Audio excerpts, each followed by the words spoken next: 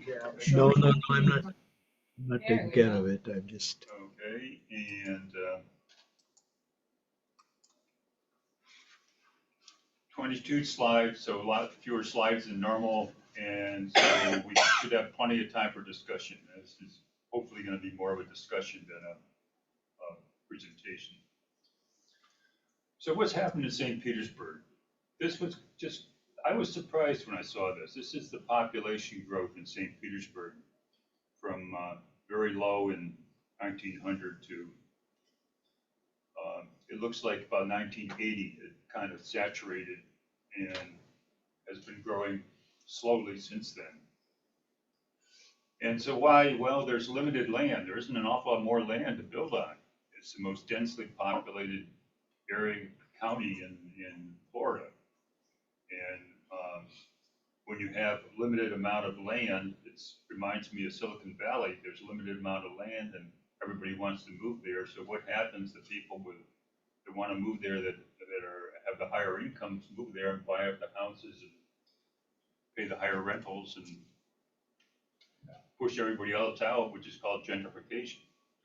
And because it's so crowded and it costs more to knock something down and to rebuild it, a lot of the young families have moved to Manatee and Pasco and Yes. Hillsborough. So that's where the population growth is. And you can see the evidence everywhere you look, not only downtown where they're building Yeah, they got to build up skyscrapers, the if you will. downtown, yeah. But if you wander along the beaches, you can see people tearing down houses that were built 50 or 60 years ago and putting up something else in their place, usually bigger.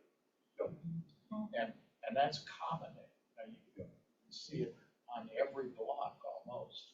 And that's, but if they're being bought up by people with more money and Yes. tearing them down and building up something newer, better, it's still the gentrification issue that is pushing the less affluent out of the city. And it's still Well, true that because the metropolitan statistical area is growing so much, you look at the population growth in Hillsborough, Manatee, Pasco, Polk, it's off the charts. yes. Pinellas is pretty, the whole of Pinellas is stable.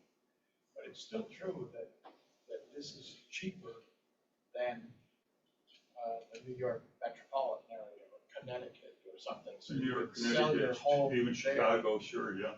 and move here and buy a whole lot more house than you had there. Mhm. It's not as much as it was 20 years ago, but it's still true. The weather is nicer. Yeah. And they have aspect down there. See, it's- Are you going to talk about the projections for the future? Population projections, Yeah. didn't really see any. So no, I'm not going to. I think it's gonna grow as rapidly as can if the Tropicana field gets redeveloped and they put 6,000, 7,000 new units in there, will they be filled up? Absolutely. There's the demand. And that'll add 6,000, if you were two per family, that'd add 12,000 people. Can I chime in? Sure. Hello? Go ahead, Deborah. Okay.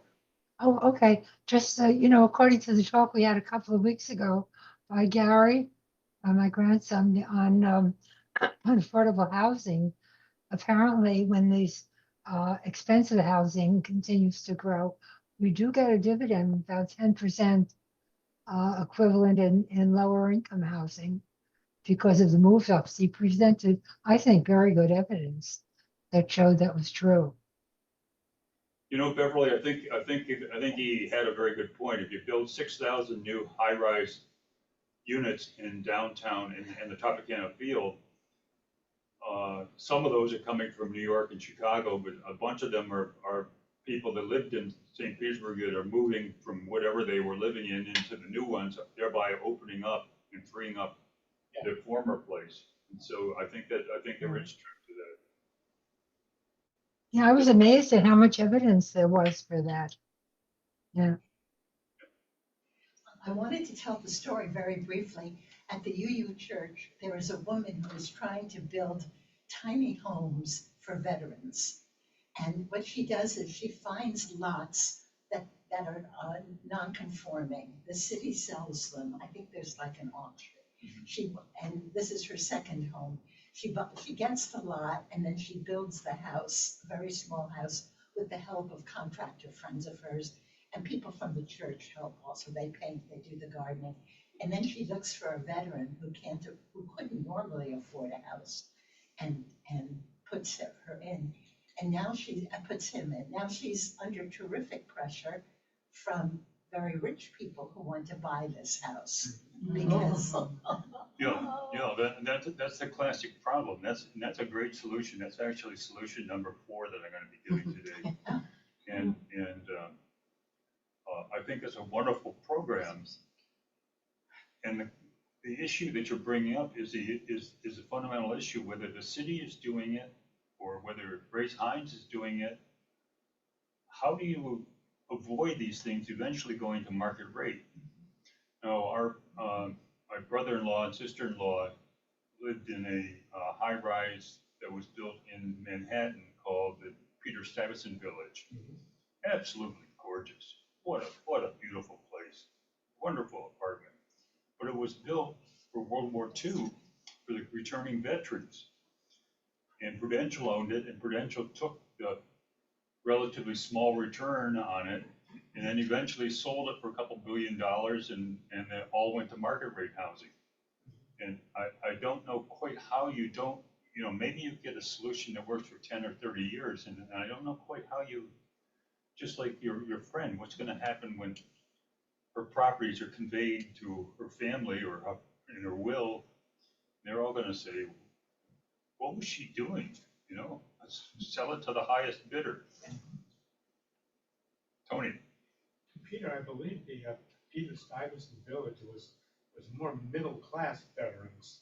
I don't think there were apartments in there for really poor. Well, they certainly were lovely apartments. Yeah, the location is fantastic, but I think they were marketing. I didn't realize it. So they were returning. I think they were built for veterans, returning veterans, but they could be middle-class returning veterans, sure. Yeah. Yep.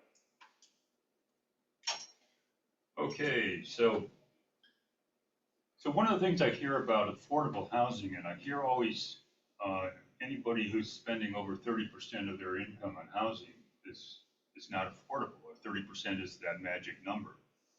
So I went out, and this is from the White House, and this is the budget by quintile of what everybody spends. And what you see is the very top one is the highest 20% income. You see the very highest 20% income are still spending 28% of their income on housing. And quite honestly, aren't we all? And then what you see down at the bottom is you see on an average, the lowest 20% are spending 40% of their income on housing. Well, that of course means half are spending less and half are spending more. But this is a, I don't know how you throw out an affordable housing number of 30%, and you say if somebody's spending over 30% of their income on housing, it's not affordable and need help. Do you want to throw something in? Well, yeah, the only thing that's missing in there, those numbers are probably exactly right. The top quintile, the houses are probably 3 or 4 times the size as the bottom. Sure. Quintile. I mean, they're spending 28% of their income, but have 5 times the size of the house. But the houses on the bottom quintile, the bottom 20%, the houses that they're currently in, which may not be great houses, are still 2 or 3 times what they were 200 years ago. Yeah, well, that's right. So is everything else. So is everything else. So all I'm getting is, I don't know what the realistic number is, but it seems to me to be unrealistic to say everybody's who's spending over 30% of their income needs to be subsidized. And I have an example here next, I think. So this is right next. This is the Lewis house. Here's down in your lower right-hand corner. And this is right next door. And these are the new condos that are going right next door. And they're selling for $4.7 million. We live over there. Wow. So, for us to buy a $4.7 million condo, we'd be spending over 30% of our income. Does that mean that I should ask society to help me out to buy something that is nicer in my own neighborhood? I don't know. But the point is, how do you play this game? Don't you have a situation where many of the people at the high end of the income are leveraging their income to get a bigger mortgage, and therefore it shows up as a higher percentage of their income? And they may be treating their house as though it's a stock, because quite honestly, it's appreciated better than most stocks and more safely than most stocks.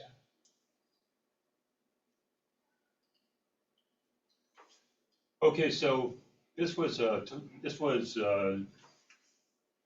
Socrates Cafe a couple of weeks ago. We talked for the whole hour on how do you play this? Give a man a fish and you feed him for a day. Teach a man to fish and you feed him for a lifetime. And how does that play out in society? And at what point should we be teaching people to get their own property, somehow make the money to get their own property, versus give them a subsidized place, versus just leave the whole situation alone? And I think where we concluded is there's no question there's a certain percentage of the population that absolutely is going to require society to help them out now and forever. And you can't solve that problem by education or anything else. And then there's a section of society who maybe with a better education would ultimately come out of it. That's not a quick solution. That's a generational solution. And then there's certainly, as I was explaining next door, there's certainly just leave me alone. Don't buy me a $4.7 million condo. So this is the 2023 poverty levels in St. Petersburg by family size. Peter, on your last item, last slide. Question is, does some group like Habitat for Humanity do a better job? Oh, yes. Habitat for Humanity builds the low-cost homes for purchasers, but they force them to pay every month. At least the last time I saw that, and pay for it in a mortgage. It's still affordable, but they teach them the habit of doing that. You know, Ashok, that I'm a great admirer of the Habitat for Humanity, and I should have thrown that as a sixth possible solution, because that is probably the sixth and best possible solution you can come up with. I just don't know how. Let me see if this slide tells it. No, this one's the income levels. There are 32,000 people in St. Petersburg. 12% of our population are considered to be at or below poverty level. And Habitat for Humanity, with all its voluntary work and all its volunteer people, I don't know if they've got the time and the energy and the volunteers to handle 12,000. They don't really go to the real low end of the poverty level because they can't even afford the regular payments. Okay. That's my understanding. Bill, and then We have a person who works here at Lou's house who applied for a Habitat house, and her salary was so low that she did not qualify. And as a result, she went out and bought a house on her own, and many of our members helped rehab the house. But the Habitat has a salary structure that you have to meet, so that they feel sure that you can hit the minimum payments back to Habitat or the mortgage company. okay, and that's going to be my solution number 3, and a different version of that. And yes, and I do think that's. I see where they're at. They don't want a repeat of the 2008 housing crisis. I was talking to somebody who's involved with Habitat this past week, and he said that Pinellas County's Habitat has been very good, and has very, very few foreclosures on the houses that they put out there. However, Pasco, down south and Tampa all have relatively high foreclosures because they haven't been as stringent on, Yep. Manatee was the brain fart. Yeah, good, great points. Thank you, Bill. Habitat's great. The problem is scalability. The Yes. need is so great. What Habitat is doing now in Pinellas is instead of solely building new houses, they're taking some dilapidated housing stock and bringing it up to code. Yep. So that is expanding their reach, but the issue is Habitat's great, but it's not gonna solve it. That's my solution number 3, kind of Oh, along that okay. line. Did we, okay, It So goes here- back to your Socrates, no, that's me. No, right here. It goes back to the discussion at the Socrates Cafe. There are some people that you got to provide them fish, no Yes. matter what. yes, you do. And that's the. And I think there was a universal agreement on that. I don't think anybody has any trouble with that. Now, the problem is figuring out where that dividing line is. Yes. That's always a trick. And is there a gradation? I mean, is it a step function where they get 100% housing, or they get no housing, or is there a? Okay, so there's your annual poverty levels right now in St. Petersburg, 2023. And I worked at that last column I put in, well, that if you did 40% of their annual poverty level was for rent, that's the rent they could afford. And I don't know that you can rent a lot of places for under 1,000 in St. Petersburg right now. Or 1,500. 50. And here is the size of the problem.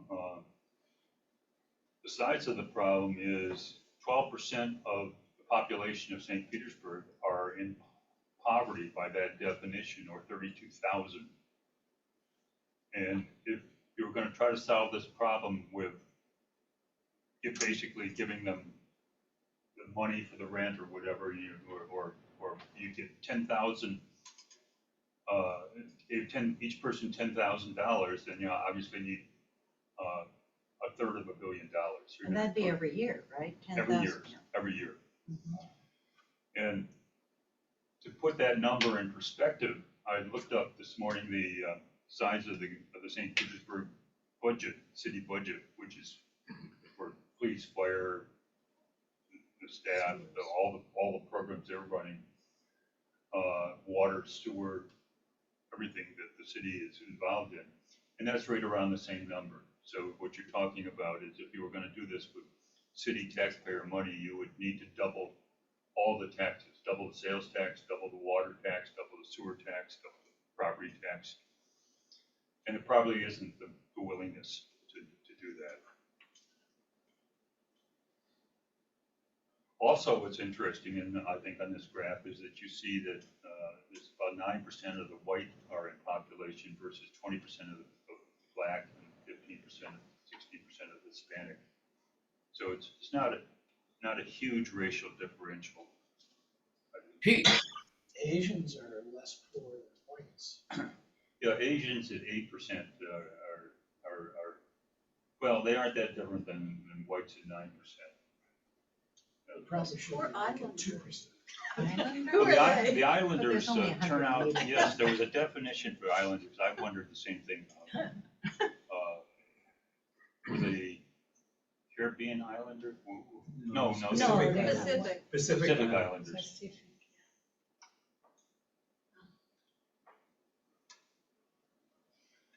Okay, so then the question is, well, maybe better education would solve this problem over generations, and yes, it would. You can see here the unemployment rate, the percentage that are in population that, well, you don't see it from this chart, but you see the unemployed versus the employed. So if you get a person employed, they're much less likely to be in poverty, even if they have a fairly low level That's job. the percent of the people of the prior slide. Yeah, this is all based on 2023 data for the city. Those are totals of everybody. White, black. Yes, total for everybody. Yeah, just dividing it male, female. And a lot of that poverty is caused by poor childcare. Yes. So, clearly a long-term solution, because we're trying to figure out, well, how do you solve a housing problem? How do you solve any problem? Education seems to me to be the answer. It worked for all of us, and I wonder why Florida is the 50th state in education. Teacher, is it teacher pay? Teacher pay. But we're number one in higher education. That's true. In higher. So then you look at, well,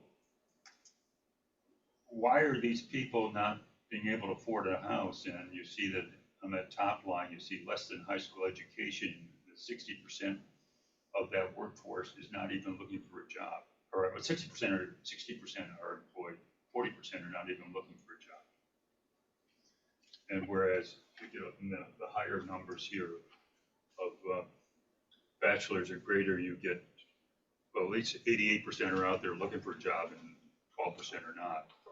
And it may be perfectly valid reasons they aren't looking. It may be medical or age. Have they, yeah, that kind of, without knowing how many of those people are have been declared disabled. Right. You can't tell Right. much about it.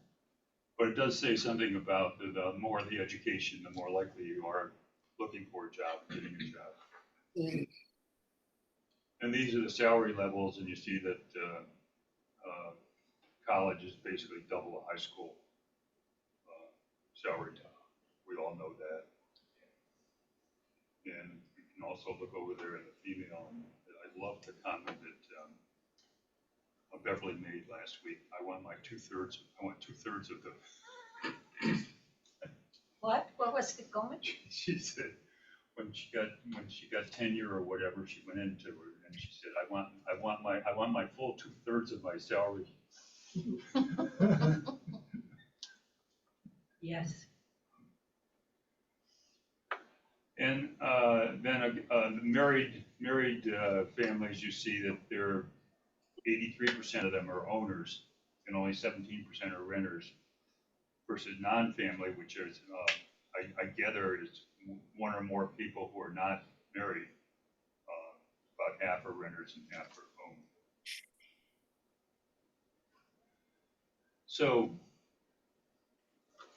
homeownership creates retirement and generational wealth. And think back to how scary it was when you first switched from renting a house to buying your first house, taking out a mortgage. It seemed scary to me.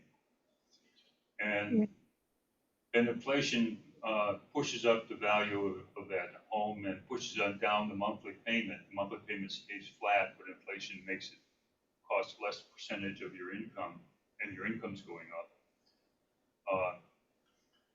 Everybody's got a hand raised.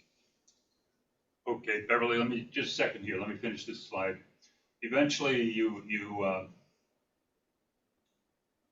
eventually have real equity in your home that you could use to buy a bigger home or use for retirement income or pass it on for intergenerational wealth. Beverly, go ahead. I'm sorry, it's what I said. What happened was that I told them that I was demanding my full 2/3 of what the men were being paid. and I was a little shocked to see your slide that things have not improved a hell of a lot. No, they don't seem to. And where was it?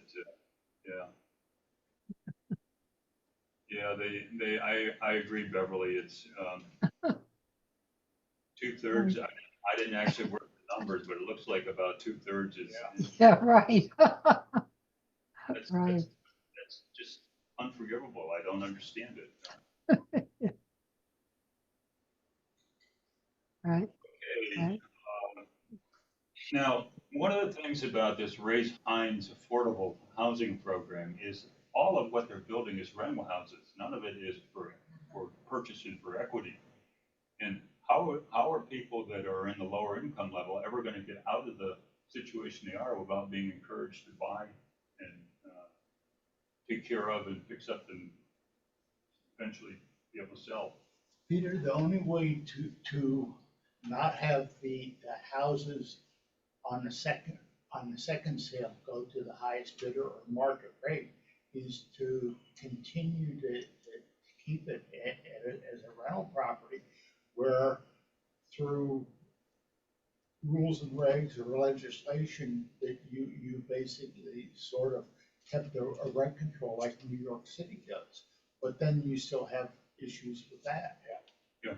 I mean, if you sell the place and then 2 years later, the guy puts it on the market, you have no control over what he's asking, and all of a sudden it's going back to market rates. And even though it was low-income housing, Yes. you have a unfixable problem Yeah, of maintaining the lower-priced housing. I suggest to you that there's benefit in having lower rental properties, because you've got a whole lot of folks that need them to start out. They may not buy those because they're not for sale, among other reasons, but it gives them a place to get established so they can find something to purchase a few years later. I think we all do that, or most of us. Yeah. I know we rented it for some time before we Yes, bought a house. absolutely.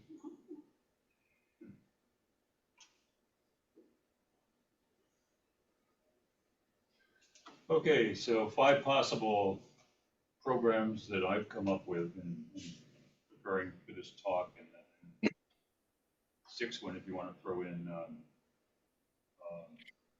Habitats for Humanity, which is really part of my number 3, I think. So the city can build affordable housing on city land. And I want to look at that. I want to look at how that's working in St. Petersburg and why that is not going to be a major solution. Tremendously good solution for the people who are lucky enough to rent. Then Hines can build affordable housing on city land or on the Tropicana field, or they're actually talking about building, you'll see most of their building is off-site, not on-site, or picks up as off-site. Third is the city already has a 0% interest second mortgage to help low-income people buy houses. And that's a pretty good program. And then rezoning is to allow duplexes and second homes to go in, because there's not that much buildable space, and then it's the land that's the big portion of the cost, and this could be a way. And then fifth is do nothing, let gentrification happen. So let's look here first at what St. Petersburg affordable housing program, the city's affordable housing program is. And this is from a recent Tampa Bay Times article. The city put in the money to subsidize to 24 townhouses, a $19 million project. So they're building these townhouses over on 22nd Street, and they're going to cost almost $800,000 a unit. And I don't see how that's affordable. The city portion of the subsidy was 13 million of the 19 million, where the city's putting in 542,000 per unit. Of course, that allows them to, you subtract those two numbers and allows them to bring down if the city is giving them money, you can sell it, but the builder could sell it for $250,000 and still make money, or still break even, or whatever the builder is doing. But then who is the lucky person that gets to rent that thing, and how do you keep it from going to market rate later? And if the city needs 10,000 units at this kind of subsidy level, you need $5.4 billion. Did somebody do the deep dive to see how they arrived at that price of $792 per unit? And how could that possibly be? Because they did a similar project in Tampa for way less than half per unit. They claim there was, they claim the city kind of got sucked into it. The city, Somebody's making money off of this, you know, big time. Yeah. well, I'm sure the city argued that was what was happening and tried to minimize their payment. But that's what the city council and the mayor approved. I'm just saying, that's one of the programs in the city where we're trying to provide affordable housing, and it just does not look like a long-term workable solution. Well, and because we don't have green fields, the only sustainable thing is to rehab the existing properties at a fraction of Yes. And while this particular one was on a vacant piece of land that the city owned that was set up for, eventually it was going to be for an industrial site. And the city, I'm sure, on top of the money that's already shown here, I'm sure the city donated the land. which Right, is- but if we would have lose pushed our the price up industrial even more. zoned properties, we're cutting down on job opportunities for these folks at the lower level. So then the second solution is Rays-Hines, and this is kind of a continuation of my long saga of fooling around with the Rays-Hines deal and why I think it's a bad deal. Rays-Hines has a goal of 650 affordable units at under 80% of average median income. Of those 650, they're going to build 200 of them on-site, but we're going to build 0. They're now up to 200 on-site and 450 off-site. So the off-site, I assume they're planning to buy houses and fix them up and send them out. So you had an effect. They're gonna build 200, right? Well, yeah, You personally. well, maybe, yeah, maybe. I tell you, after the amount of battling I've done on this, it doesn't feel like I have any effect at all, but. Tony, Peter, of the 200, how many are multiple dwellings? Multiple family dwellings? well, 200 on-site will all be multiple family. Oh, They'll all be in one building, one or two buildings. They'll all be located over there around 17th Street. And they'll all be located on free land from the city. With ample parking. They have parking. With ample parking, right? Well, I'm presuming that this, yeah. Okay, and then the Rays-Hines deal is a goal, not a promise. And they say that, and right in their write-up, they say it's contingent upon Rays-Hines getting the needed federal, state, and local grants and tax deductions. So even after the city has given them the land and given them the land cheap so that they can afford to do this, they still are saying, the city, you're gonna have to come up with more grants to do this, or we have, they haven't specified exactly what it is, but they do absolutely have an out from building any.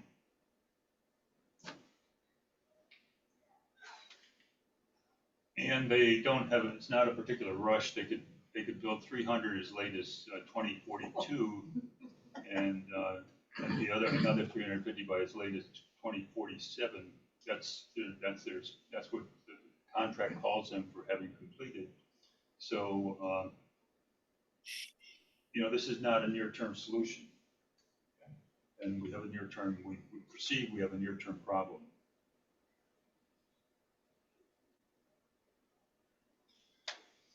So, again, in bashing the Rays-Hines deal, it looks like in exchange for the Rays getting over $1 billion of city taxes and assets, plus the Hines getting their land at a $900 million discount for a total of $1.9 billion, this is what Rays-Hines is promising. So not 1.9 billion divided by 650 units equals the city's, through a combination of taxes and land and assets, is giving what I calculate to be $2.9 million per unit for these 650 affordable units. Now they're talking about another 600 units, which they call workplace houses, which are for people that are from 80 to 120% of the average income. I'm not even sure why they talk about that. All properties, whenever you build something, you're aiming for whoever can afford it. And I don't know that they're planning to give any subsidy. I think if anything, they're planning on making small units, like 650 square foot units. And then they're calling them workforce houses, when in fact, the rents are probably covering the cost of building them. So I didn't use that other 600 in my calcs. So then there's another program that I found quite interesting, and that St. Petersburg has a 0% interest second mortgage, balance forgiven after 10 years for people who earn less than 80% of the average median income. And so you can go out, you apply at the city, and if you're accepted, you can get a mortgage. You get do 1% down payment, 19% second mortgage, $75,000 limit, which means a $395,000 home, and say $400,000 home. But the city will give you a second mortgage, 0% interest, and balance forgivable after 10 years, provided you've done a decent job of making the payments over that 10 years. Question one, I haven't really heard much about this. Has it been advertised at all? And second of all, are there asset caps to qualify?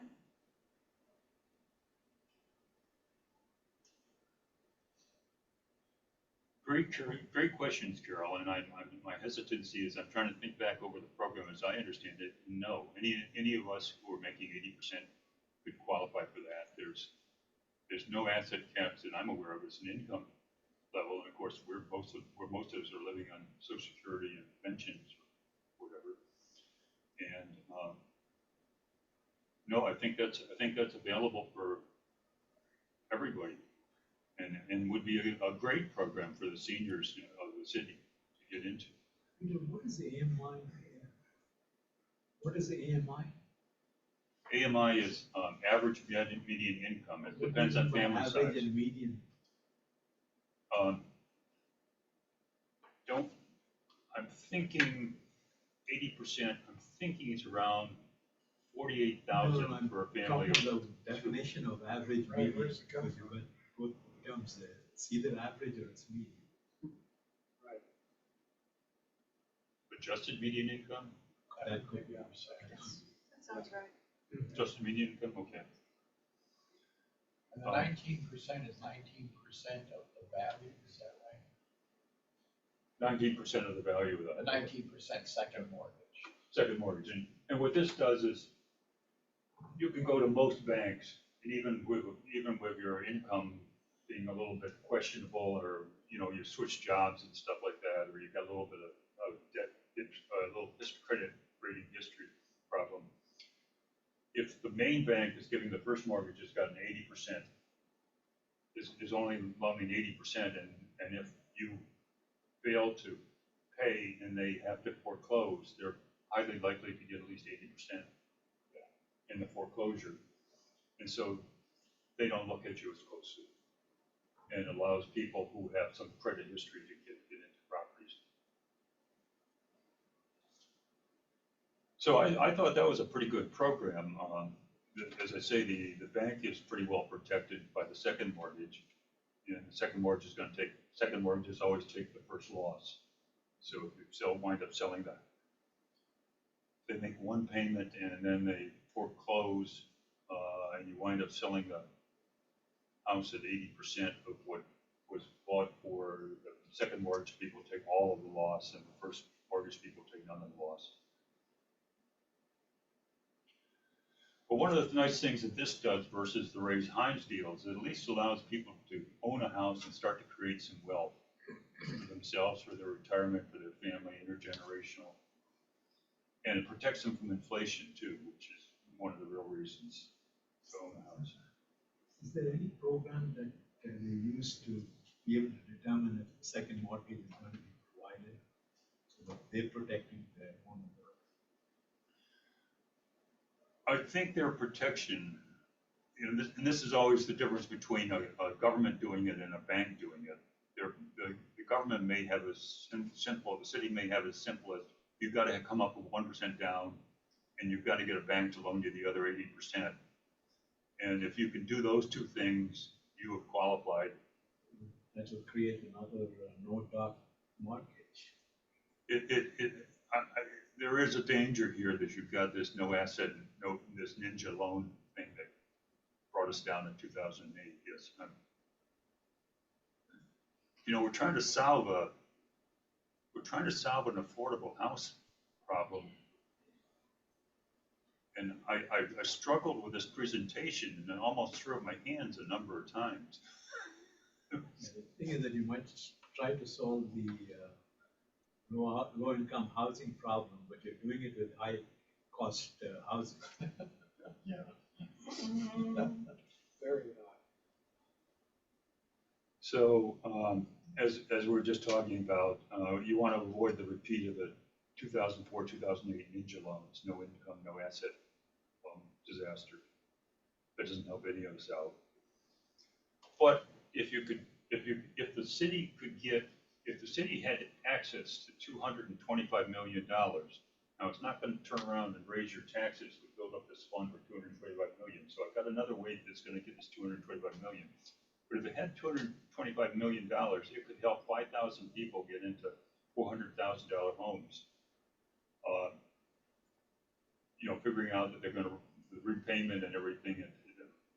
My quick numbers, and I'll show you a table, but I'm not going to get into the table, but I think it would work.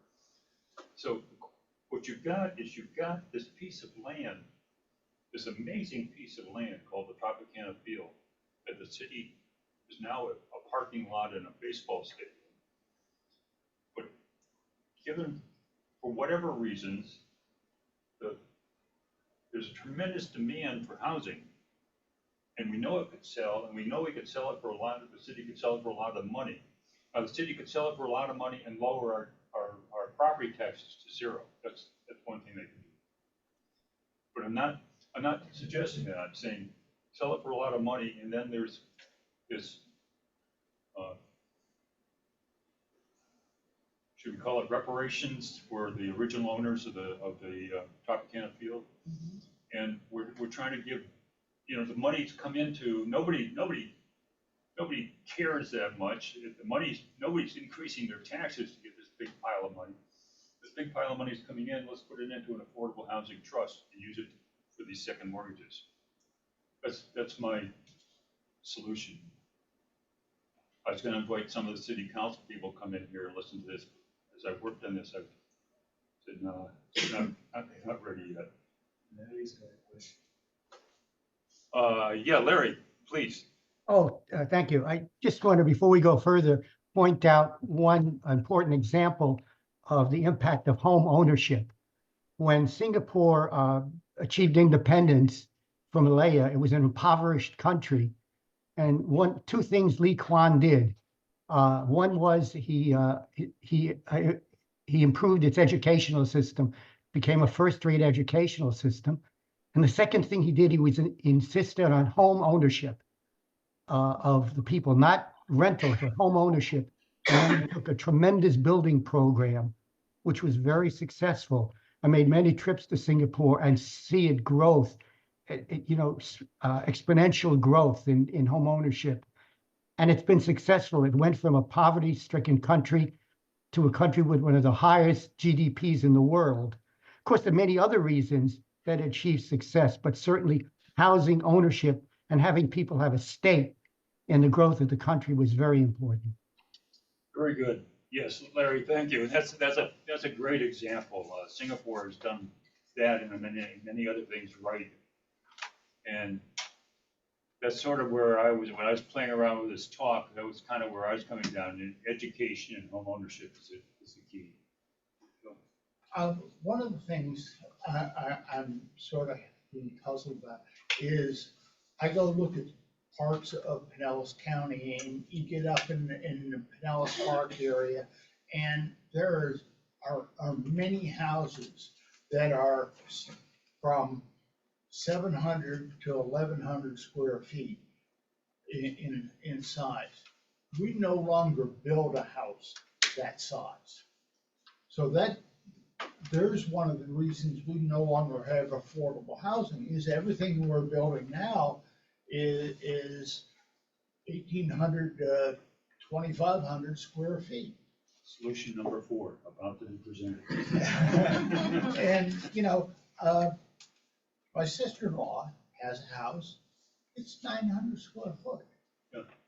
And, I looked it up on Zillow, it's $300,000.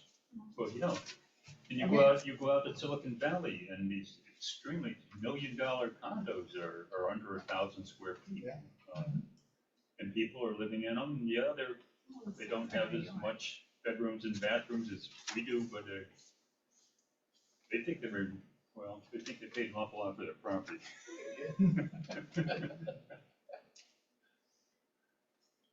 Okay, so as I was saying, where's this $225 million gonna come from? It's gonna come from, in my view, selling the Tropicana field at its fair market value. Not some extent, not some crazy, unbelievable value, but just sell it at the value that its property in the neighborhood is selling for today, instead of giving it to the Hines and Ray.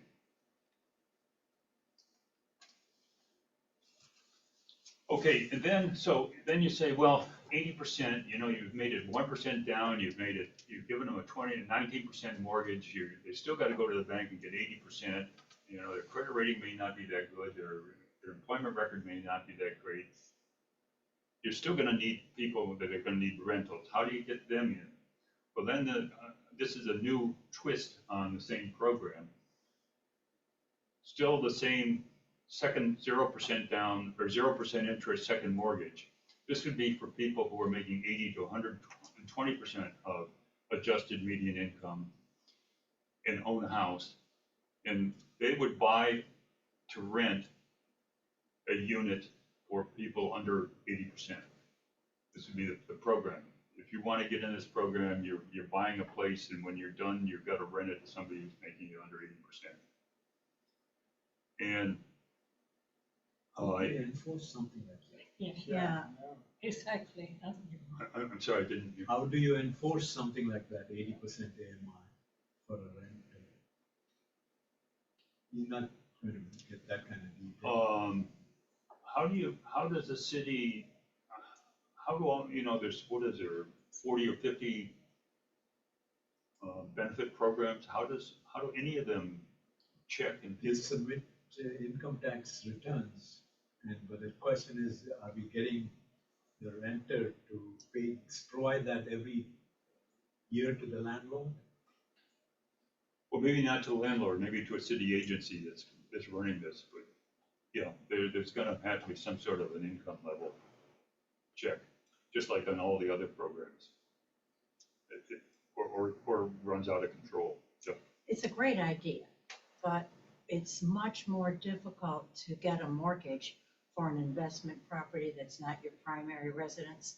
The interest rate is higher, the down payment is higher, and folks in the 80 to 120% average income would not qualify typically.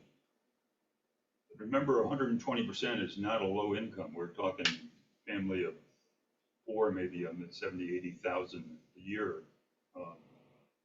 Well, I have to agree with all of those issues. I'm just arguing that maybe you can do it, maybe not. I was going to say 5% down instead of 1% down. We're going to do.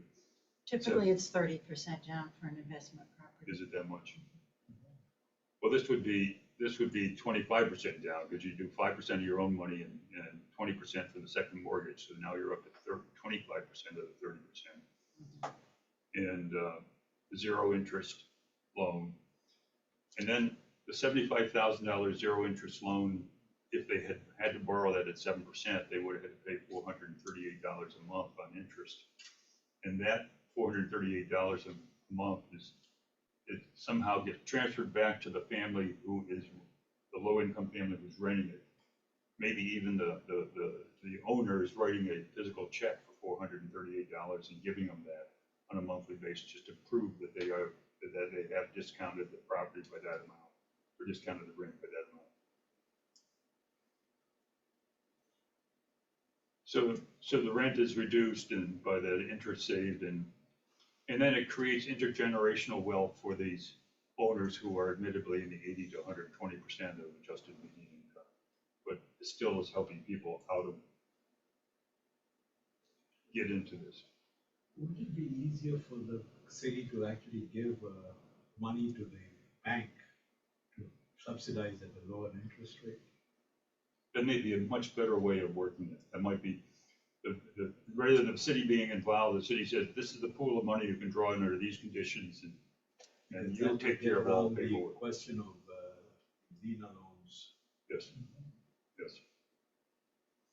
But the goal here is, my goal is, there's about 112,000 housing units in the city. And my goal is to get people interested in buying and fixing them up, and getting them on the market and renting them to people who at a discounted rate, or sell them to somebody at a discounted rate. I'm trying to do. You're faced with the two programs that the city has right now that I don't think are that workable, and was trying to present something today as a brainstorm. Could this possibly be workable? So on this, with last program where they were buying, we had 5,000. We're going to try to help 5,000 families buy in, and this one we're trying to help 2,000 families buy a rental unit. That's going to be another $150 million, but that most of that's going to be repaid over the life of the loan. So, and the money is all coming from this big pile of money that we're getting for selling the land at its fair market value, the Tropicana field.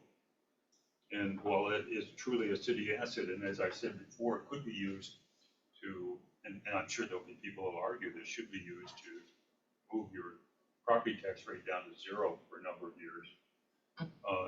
I'm saying this is a place where probably nobody would complain too much. You get some people, but probably a lot of people would say, yeah, that's not a bad way that they've used all that surprising income and the value of the Tropicana field.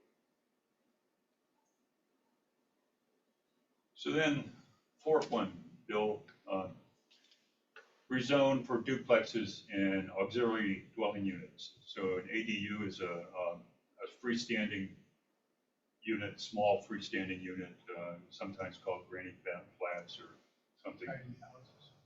And or they could take their existing house and build a duplex on it and then rent the duplex. But what you need to do is you'd probably have to relax the zoning rules a little bit on your setbacks and your side yard setbacks, and this is the way that Silicon Valley handled the property. It's very dense in Silicon Valley, and 2 houses on every lot. They used to have 1 house, or 4 or 6 or whatever. Didn't St. Pete already do this for parts of the city? Yeah. Did they? North, Okay, yeah. Yes. okay. It just didn't go northeast. Mm-hmm. Well, I don't think this is the yeah, way it's to. not down here, I don't think. No, they did it in the northeast. Just the northeast. The issue is there haven't been as many ADUs built as they expected, but it's still fairly new. Well, I read, Wall Street Journal had a good article on that in the past couple of weeks, and they said that what happens is California passed this law called the SB 9, and they didn't build as many as they expected. And when they looked into it, they found that each of the individual townships were continuing to have high restrictions, even though the state had said you don't need to have these high restrictions anymore. And why did they? Because the people next door, the voters, didn't want highly dense next door. Sure. Makes sense. And The NIMBY factor. yeah, Mhm. go ahead. Yeah. With hurricane season being so extreme possibly, is that going to impact all of this Tropicana investment monies? I would think if there's any damage to St. Pete, that would just put a stop on all of this. I look at the current Tropicana Field Stadium and I say, as an engineer, not having done the structural work behind it, I just look at it and I go, how is that thing going to survive a hurricane? Category 1, let alone a Category 3.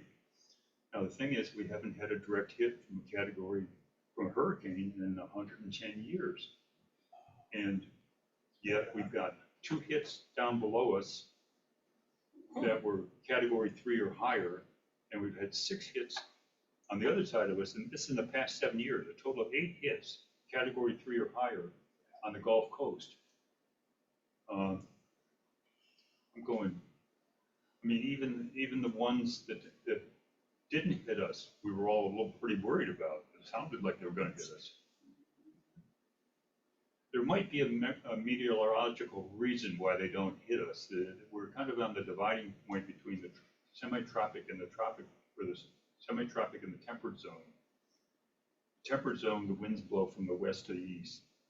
The semi-tropic zone, the winds blow from the east to the west. That's why a hurricane comes across towards us. But I thought it's shallower towards Texas, so the water is warmer and it tends to send it that way. Yeah, but then you've got the ones that hit Fort Myers. Yeah. So, yes, you're right, Winslow, that's absolutely correct. But that just, when they go down in force, they get into the Gulf, they can build back up in force because of the warm water and the shallow waters. It's just like a big roulette wheel. We're 00. And that's another concern that I have about the Rays-Hines field is we've got a plan that someone, presumably a good engineering firm, has worked on, and there's $750 million worth of stormwater improvements that need to be done to make this stuff, not to prevent damage, but to harden the city so that there's less damage after a hurricane hits. And we're spending the money on a baseball stadium.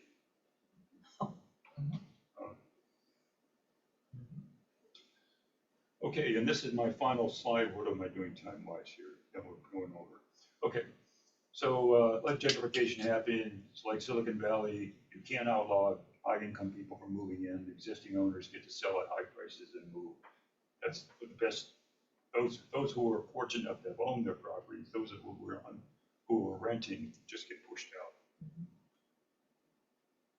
So we've done a great job discussing this. It was in progress. Anybody got some thoughts here on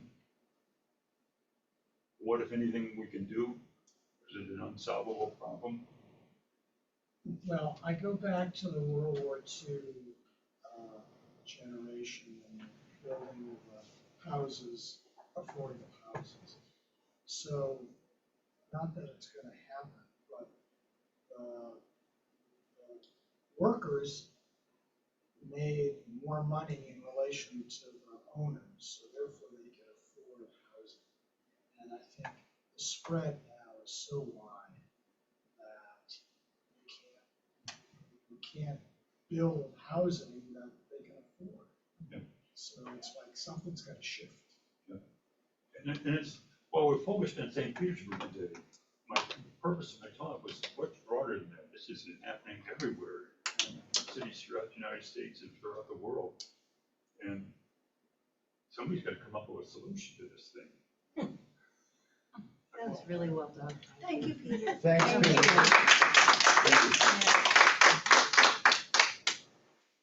That was phenomenal. Thanks, those of you on Zoom. Appreciate it. Get one of those second mortgages and build Peter, you onto might the want back to of make my house.